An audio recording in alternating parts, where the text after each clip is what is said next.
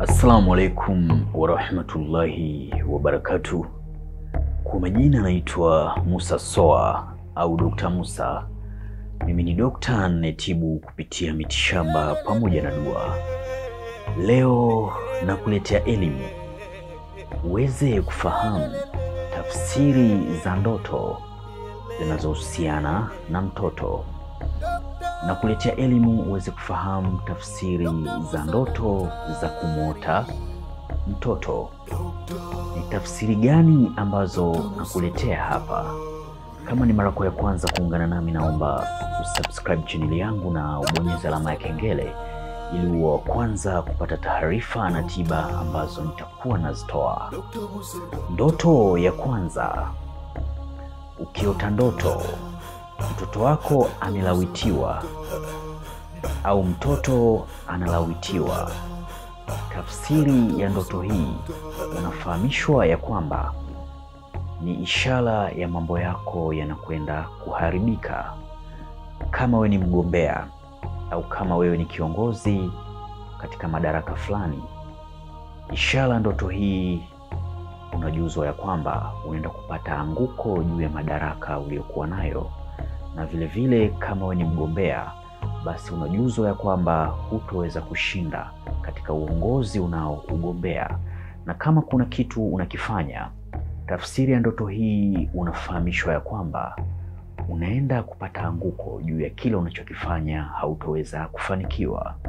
Na ukiota ndoto mtoto wako amejeruhiwa, amepata majeraha, tafsiri ya ndoto hii unafahamishwa ya kwamba uwe makini juu ya kile unachokifanya ili usije kuangamia na ukajikuta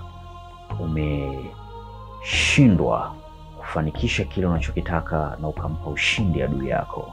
Ndoto ya pili.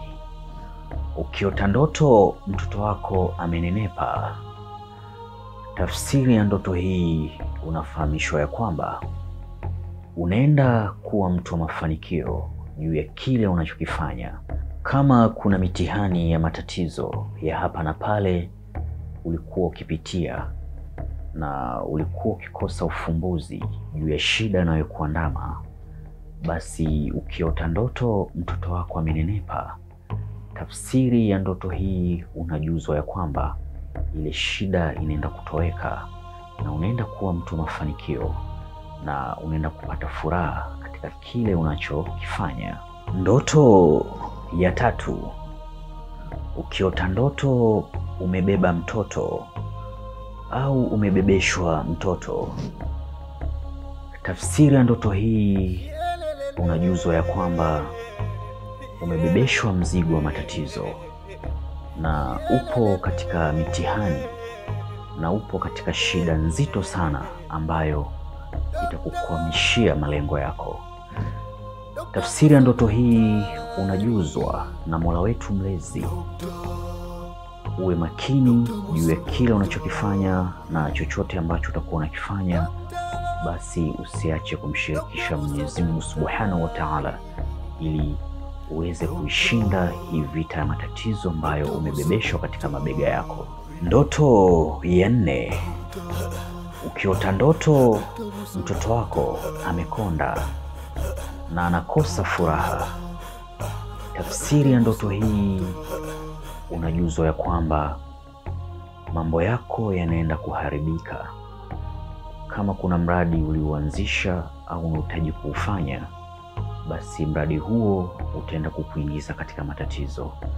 Na kama ulikuwa ni mtu mwenye wadhifa katika kazi unayofanya au ulikuwa ni mtu mwenye cheo serikalini, basi unaenda kupata anguko juu ya kile unachokifanya, unaenda kuwa mtu wa matatizo.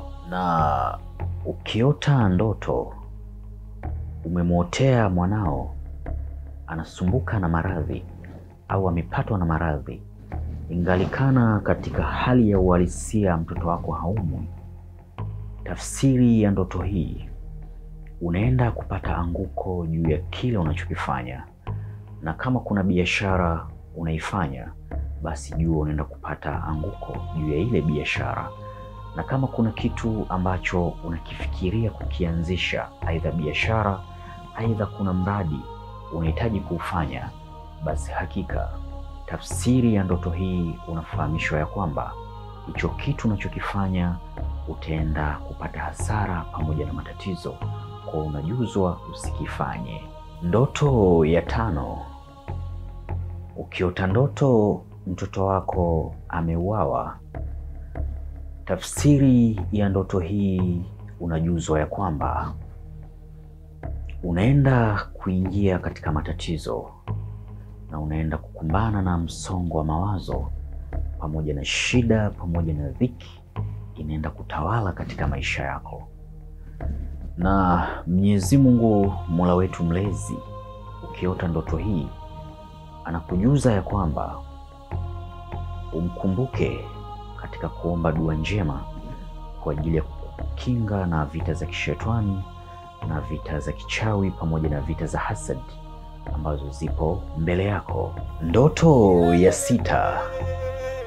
Ukiota ndoto umepigwa na mtoto wako au kaota ndoto mwanao amepigwa, tafsiri ya ndoto hii unafahamishwa ya kwamba kuna jambo litaenda kukubadilikia ambalo wewe ulikuwa unatarajia kwamba litaenda kuwa ni jambo lenye mafanikio kwako, basi hilo jambo litageuka na kuwa baya kwako.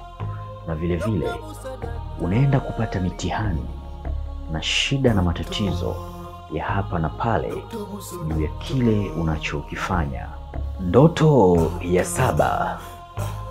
Ukiota ndoto mtoto wako ameibiwa au kaota ndoto unanyang'anywa mtoto wako, tafsiri ya ndoto hii unafahamishwa ya kwamba utaenda kupoteza kitu cha thamani katika maisha yako.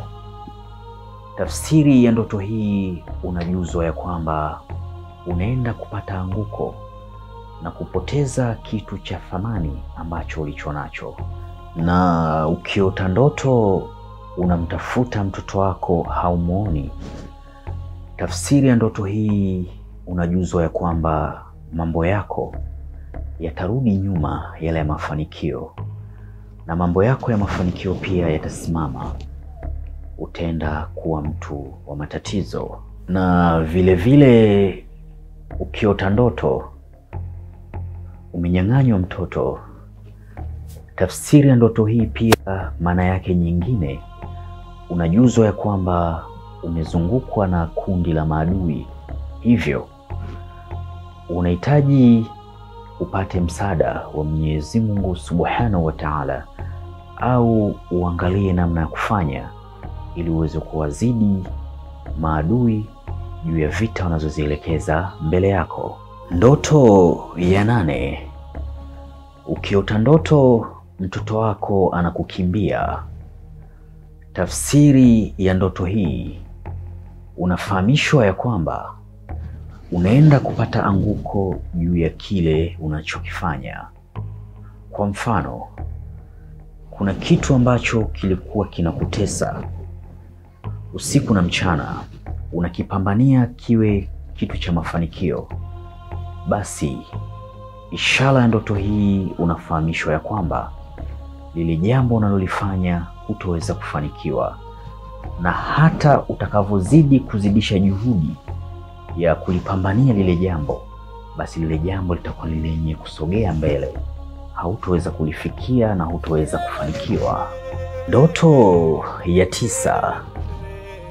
Ukiota ndoto mwanao anakufurahia, mtoto wako anakuwa na furaha anapokuona, tafsiri ya ndoto hii ni ishara ya kwamba unaenda kuwa mtu wa mafanikio na unaenda kufanikiwa juu ya kile kitu ambacho ulikuwa unakiwekea juhudi na unakiumizia kichwa usiku na mchana, ambacho ulikuwa unaamini kwamba hakiwezekani. Basi Mola wako mlezi anakujuza ya kwamba kupitia ndoto hiyo unaenda kufanikiwa. Na kama kuna maombi ulikuwa unamuomba, Mwenyezi Mungu usiku na mchana akufanikishie jambo lako, basi jambo lako linakuwa linaenda kufanikiwa. Hivyo unasisitizwa uzidishe juhudi na maarifa na uongeze nidhamu juu ya kile unachokifanya. Kama ni kazi, basi uongeze nidhamu pamoja na juhudi na uongeze maarifa zaidi na zaidi ili uweze kuwa mtu wa mafanikio makubwa zaidi. Ndoto ya 11. Ukiota ndoto mtoto wako anakupatia fedha, tafsiri ya ndoto hii unajuzwa ya kwamba mambo yako yanaenda kufanikiwa na vile vile unaenda kuwa mtu wa mafanikio juu ya kile unachokifanya. Na ukiota ndoto mtoto wako amepiga maadui au anapiga watu, au ukaota ndoto mtoto wako ameua mtu, tafsiri ya ndoto hii unajuzwa ya kwamba umewashinda maadui juu ya vita wanazozielekeza katika maisha yako, na vile vile umewasababishia matatizo makubwa sana, na unaenda kuondokana na msongo wa mawazo. Unaenda kuwa ni mtu mwenye furaha, unaenda kuwa ni mtu ambaye mwenye mvuto wa kupendwa kila kona dunia utakayopita. Ndoto ya 12. Ukiota ndoto watu wanapigana na watu wakaondoka na mtoto wako, tafsiri ya ndoto hii unafahamishwa ya kwamba unaenda kuingia katika vita yenye matatizo makubwa sana, na vile vile unaenda kuingia katika shida ambayo utatuzi wake utakuwa sio rahisi ili uweze kuyafikia mafanikio unayoyafanya, au kile unachokitarajia kupata mafanikio kitaenda kupata anguko. Ndoto ya 13. Ukiota ndoto mtoto wako anaendesha gari katika hali nzuri kabisa, tafsiri ya ndoto hii unafahamishwa ya kwamba unaenda kupata mafanikio juu ya kile unachokifanya, na kile ambacho ulikuwa unakitarajia kifanikiwe basi kinaenda kufanikiwa, na utaenda kupata furaha katika maisha yako. Na kama ulikuwa ni mtu ambaye huna amani katika nafsi yako, basi unaenda kupata amani na unakuwa mshindi katika vita ambayo ipo mbele yako juu ya maadui wanazozielekeza katika maisha yako. Na ukiota ndoto mtoto wako amekuwa mkubwa,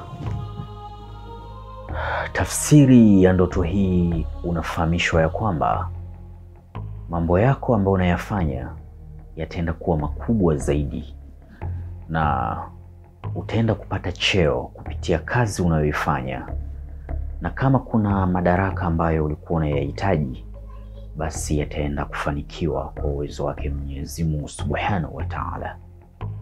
Na kama kuna vita ambayo upo unapambana nayo, basi utaenda kuwa mshindi juu ya hiyo vita ambayo unapigana nayo.